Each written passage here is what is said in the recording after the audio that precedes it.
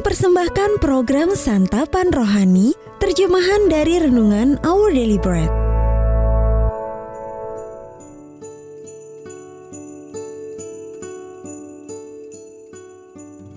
Sahabat ODB, pembacaan Alkitab hari ini terambil dari Yesaya pasal yang ke-8 ayat yang ke-23 sampai dengan pasal yang ke-9 ayat yang ke-6. Yesaya pasal yang ke-8 ayat yang ke-23 sampai pasal yang ke-9 ayat yang ke-6. Kelahiran Raja Damai. Tetapi tidak selamanya akan ada kesuraman untuk negeri yang terimpit itu. Kalau dahulu Tuhan merendahkan tanah Zebulon dan tanah Naftali, maka di kemudian hari Ia akan memuliakan jalan ke laut, daerah seberang sungai Yordan, wilayah bangsa-bangsa lain. Bangsa yang berjalan di dalam kegelapan telah melihat terang yang besar. Mereka yang diam di negeri kekelaman, atasnya terang telah bersinar. Engkau telah menimbulkan banyak sorak-sorak dan sukacita yang besar. Mereka telah bersukacita di hadapanmu, seperti sukacita di waktu panen. Seperti orang bersorak-sorak di waktu membagi-bagi jarahan. Sebab kuk yang menekannya dan gandar yang di atas bahunya, serta tongkat si penindas, telah kau patahkan seperti pada hari kekalahan Midian. Sebab setiap sepatu tentara yang berderap-derap dan setiap jubah yang berlumuran darah akan menjadi umpan api.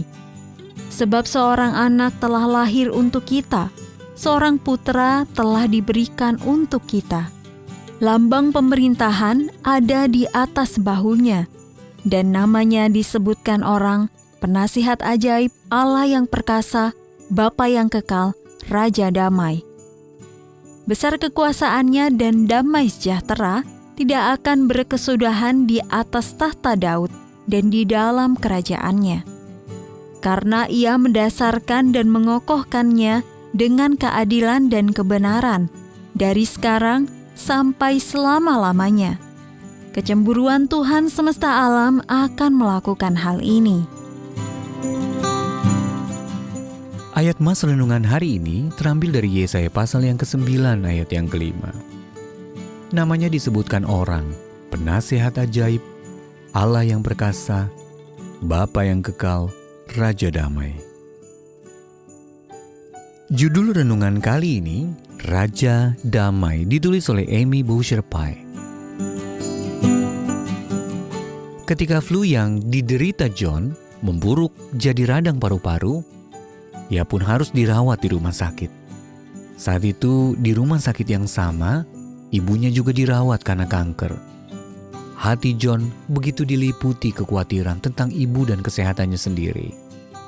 Pada suatu malam Natal, saat radio memutar lagu Malam Kudus, John diliputi perasaan damai yang mendalam dari Allah. Ia menyimak lirik lagu yang bercerita tentang kelahiran Sang Juru Selamat. Yang susah penat bersukacitalah, karena Raja Mulia lahirlah. Saat itu juga kekhawatiran tentang dirinya dan ibunya sirna.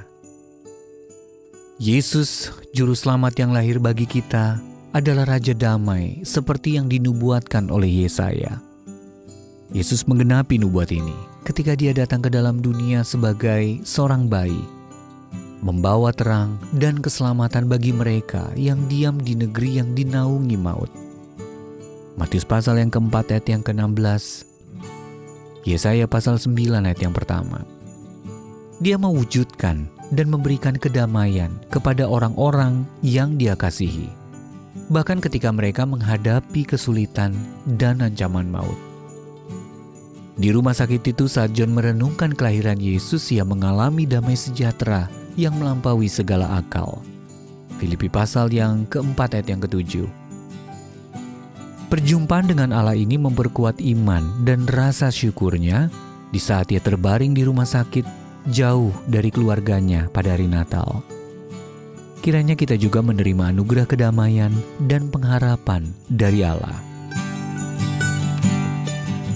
Sahabat ODB, pernahkah Anda mengalami damai sejahtera Allah di tengah suatu situasi yang sulit?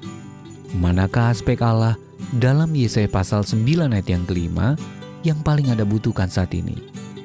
Mengapa?